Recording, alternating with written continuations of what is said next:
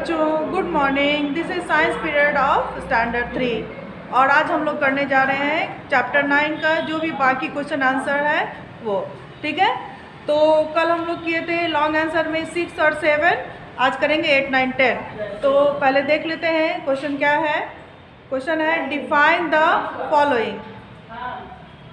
ठीक है, कॉपी लेके बैठिए सामने आप लोग और इसको लिखते जाइए मेरे साथ साथ।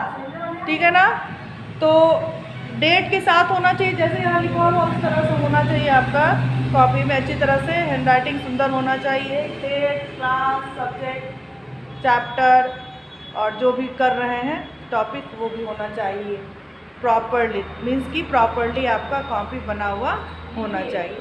तो क्वेश्चन नंबर 8 है डिफाइन द फॉलोइंग। पहला है इसमें सॉल्यूशन। सॉल्यूशन को डिफाइन करना है।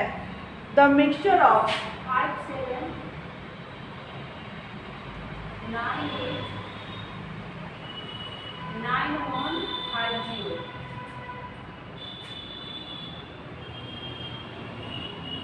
solute and solvent. The mixture of solute and solvent is called solution.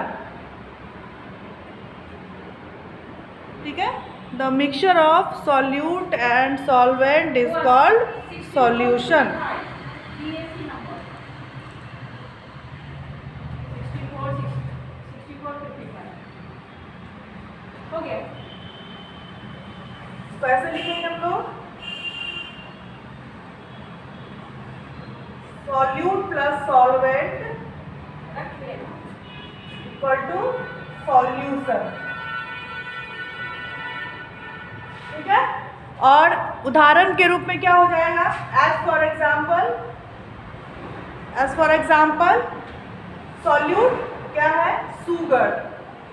बच्चों, शुगर और वाटर का जो हम लोग मिक्सचर बनाते हैं तो उसमें शुगर जो है वो सॉल्यूट है और वाटर जो है वो सॉल्वेंट है। मतलब कि जो सॉलिड होता है, घुलने वाला जो सॉलिड होता है उसको कहा जाता है सॉल्यूट, और जो जिस लिक्विड में हम लोग उस सॉल्यूट को डिसॉल्व करते हैं उसको कहा जाता है सॉल्वेंट।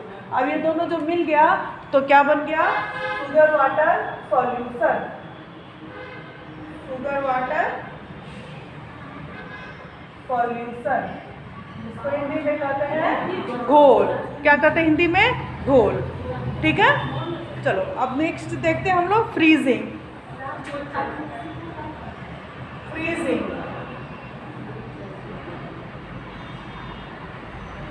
फ्रीजिंग का मतलब होता है जमना। ये भी बहुत अच्छी तरह से तुम लोग जानते हो। The process by which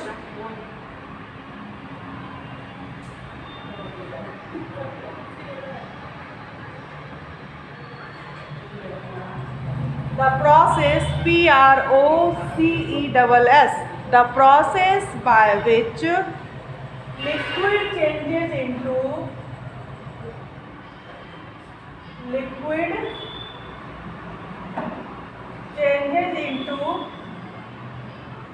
solid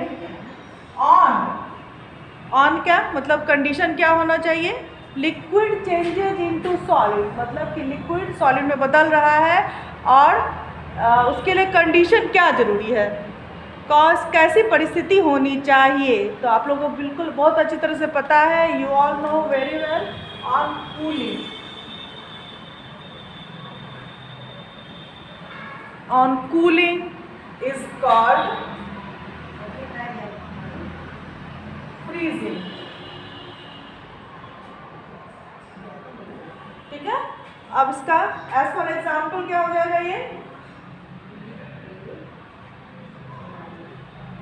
water changes into ice on cooling. ठीक है, water changes into ice on cooling, ये हो गया।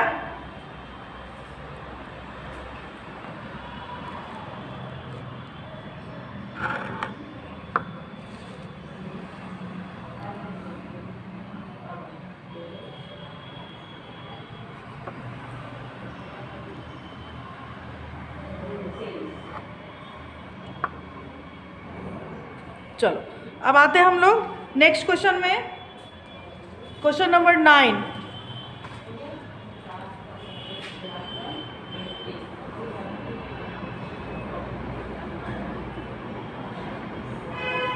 Name the processes involved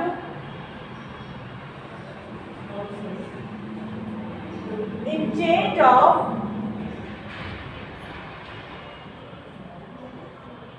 state of matter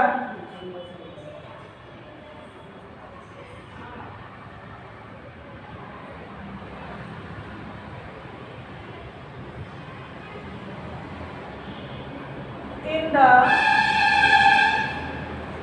name the process involved in change of state of matter in the following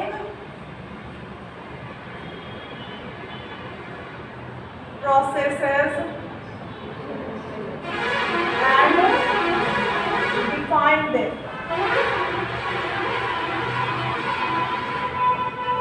तो ये question number 9 में आप लोगों को बताया गया कि यहाँ पर 4 परिस्थिति बताई गई है, ठीक है ना। आपको दिया गया है कि ये एक स्टेट ऑफ मैटर दूसरे स्टेट ऑफ मैटर में कैसे चेंज होता है, ये जो प्रोसेस है उसका क्या नाम है, ठीक है ना। और उस प्रोसेस का नाम लिखने के बाद उसको डिफाइन करना है, ठीक है। तो पहली जो परिस्थिति है, पहला जो कंडीशन है सॉलिड टू लिक्विड, तो ऐसे लिखेंगे हम लोग आंसर में, लिखेंगे सॉलिड टू लिक्विड। सॉलिड के बाद दिया हुआ है क्या, एरो, का मतलब सॉलिड टू लिक्विड। सॉलिड जो लिक्विड में चेंज होता है उसमें जो प्रोसेस इन्वॉल्व होता है उसका क्या नाम है, ठीक है। तो प्रोसेस जो इन्वॉल्व होता है इसका नाम है, सॉलिड टू लिक्विड होने के लिए प्रोसेस का नाम है, process involved is melting. Process का क्या नाम है, melting. Solid to liquid process कौन सा इन्वॉल्व है इसमें, मेल्टिंग। अब क्या करना है आपको, मेल्टिंग का परिभाषा लिख देना है या मेल्टिंग को डिफाइन कर देना है, ठीक है। तो कैसे लिखेंगे, द चेंज ऑफ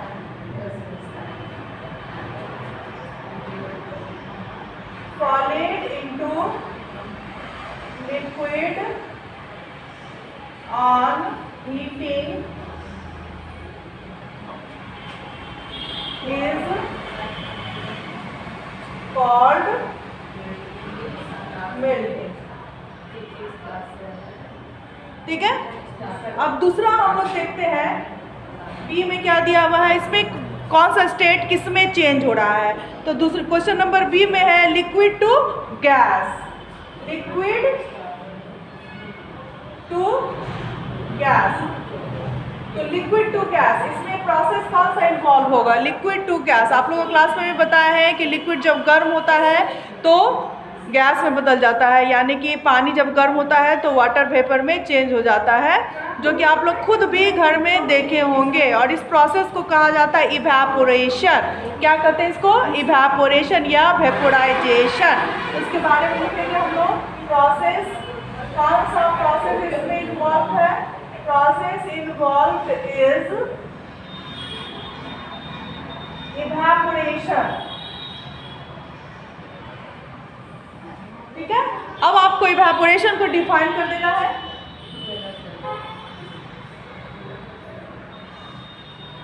इवैपोरेशन किसको कहते हैं, द चेंज ऑफ।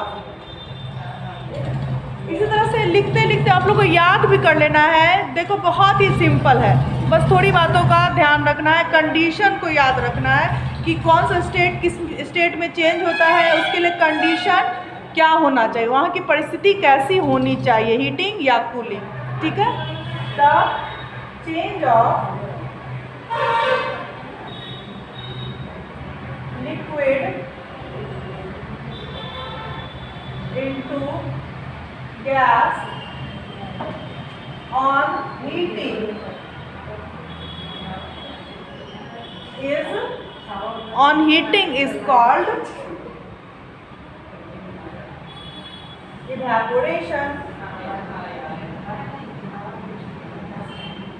अगर हीटिंग होगा तो लिक्विड, अगर हीटिंग नहीं होगा तो लिक्विड कभी भी गैस में चेंज नहीं। ठीक है, चलिए अब देखते हैं सी में कौन सा कंडीशन है। सी में है liquid to solid.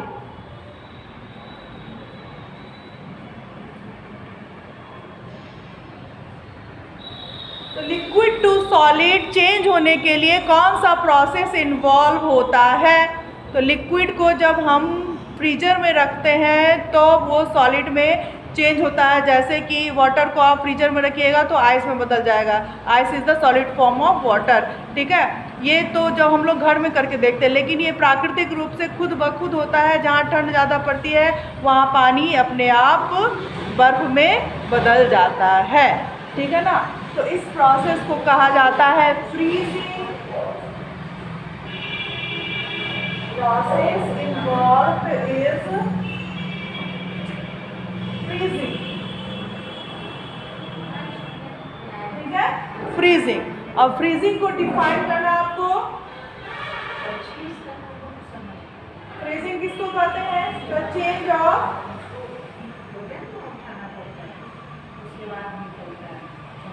liquid into solid on cooling is called freezing. ठीक है, liquid into solid on cooling is called freezing। और जो है इसको सॉलिडिफिकेशन भी कहा जाता है। This is also called solidification. ठीक है, चलो अब लास्ट कंडीशन देखते हैं हम लोग क्या है। Gas to liquid. अब जो गैस किस प्रकार से लिक्विड में चेंज होता है, ठीक, पहले इसमें जो प्रोसेस इन्वॉल्व होता है इसको कहा जाता है condensation. Process involved is condensation.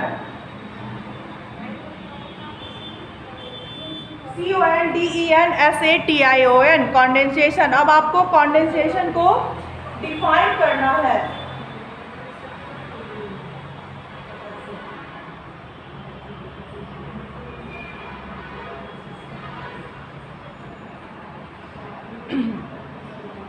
The change of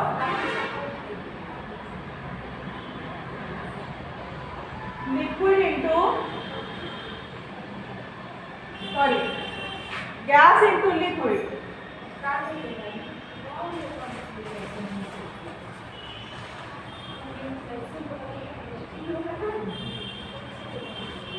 The change of gas into liquid on cooling is called condensation.